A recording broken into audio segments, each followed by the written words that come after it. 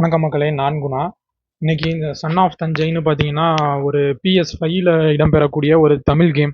தமிழ் கேம்னா சும்மா நம்ம தமிழ் பசங்க தமிழ்நாட்டுக்காரங்க உருவாக்குனது அந்த மாதிரி இல்லாமல் முழுக்க முழுக்க அந்த விளையாட்டே பார்த்தீங்கன்னா இந்த தமிழ் கல்ச்சர், இந்த தமிழ் கலாச்சாரம், தமிழ் மன்னர்கள் அந்த மாதிரி இருக்கிறது தான் வருது.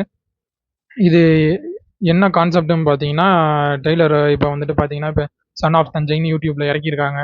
நான் சொல்கிறத விட அது நேரில் பார்த்தீங்கன்னா உங்களுக்கு இன்னும் நல்லா தெரியும். அது நிறைய வியூஸ் போச்சுன்னா அவங்களுக்கும் ஒரு நம்பிக்கையாக இருக்கும். பரவாயில்ல, இவ்வளோ போயிருக்கு, நம்ம பண்ணதுக்கு வந்துட்டு மக்கள் ஆதரவு தராங்கன்ற மாதிரி. அதே மாதிரி எல்லாரும் முடிஞ்ச அளவு வந்துட்டு அந்த கேம் ஏற்றி எப்படி இருக்குன்னு சும்மா ட்ரை பண்ணியா பாருங்கள். பிசிலையும் இருக்குன்ற மாதிரி சொல்கிறாங்க, PS5லையும் கொண்டு வந்திருக்காங்க. கேம் காமில் கடந்த வருஷம் நடந்த கேம் காமில் பார்த்தீங்கன்னா அது கேம்ஸுக்குரிய ஒரு பெரிய இடம் மாதிரி, சினிமாவுக்கு ஆஸ்கர் இருக்க மாதிரி இது மாதிரி கேம் காம் இது வந்து கொஞ்சம் முக்கியமான இது.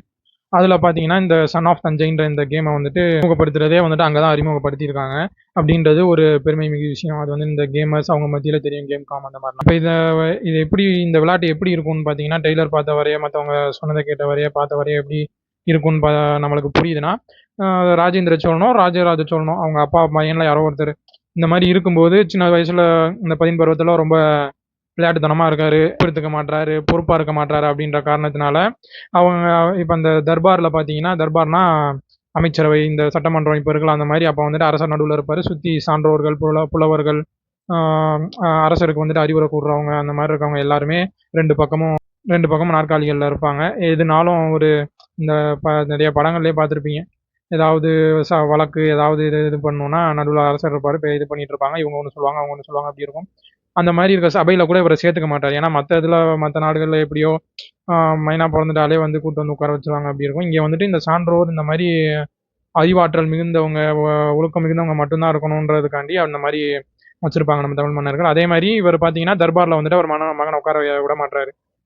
அப்படின்றப்போ ஒரு நாள் வந்துட்டு இப்படியே விட்டா சரியா இருக்காதுன்னு, நீ நாட்டை விட்டு வெளியேறு, போய் உலகம் எப்படி இருக்கு பாரு, நாட்டு மக்கள் எப்படி இருக்காங்க பாரு, திரும்பி வரும்போது நீ ஒரு வீரனாவா, இந்த ஸ்பாட்டன் 300 ஸ்பாட்டன் அந்த சின்ன பையனை வந்துட்டு அனுப்பி விட்ருவாங்க பாருங்க, திரும்பி வந்தாதான் உண்டு, ஓனாயி குளிர் மழை வெயில்ன்ட்டு எல்லாத்தையும் சந்திச்சு நீ வந்துட்டு உன்னை நீயே உறுதிப்படுத்திக்கணுன்ற மாதிரி அதே தான் இங்கே வருது.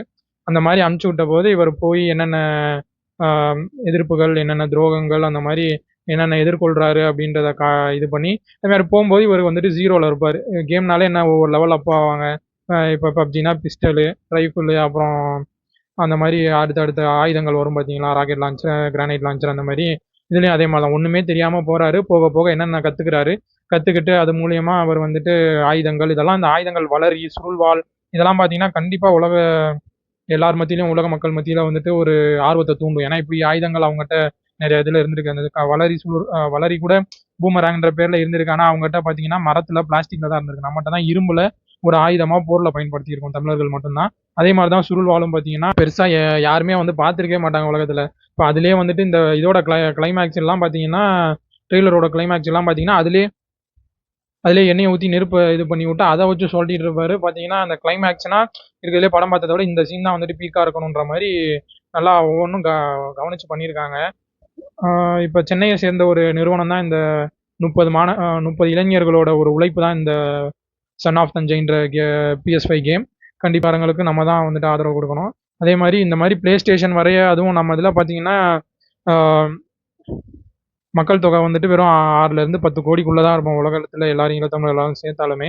அப்படின்றப்போ எல்லாரும் ஆதரவாக கொடுத்துக்கும் போது தான் எல்லாரும் இதை வந்துட்டு ஏற்றி விளாண்டு பார்க்குறது, அவங்களுக்கு ஆதரவு கொடுக்குற மாதிரி ஏதாவது பண்ணுறது, ஒரு வீடியோ போடுறது, அந்த மாதிரி ஏதாவது பண்ணுங்கள். உங்களால் முடிஞ்சது பண்ணுங்கள். கேம் விளாட முடியாது அந்த மாதிரி எல்லாருக்கும் மக்களுக்கு தெரிகிற மாதிரி இது பண்ணுங்கள்.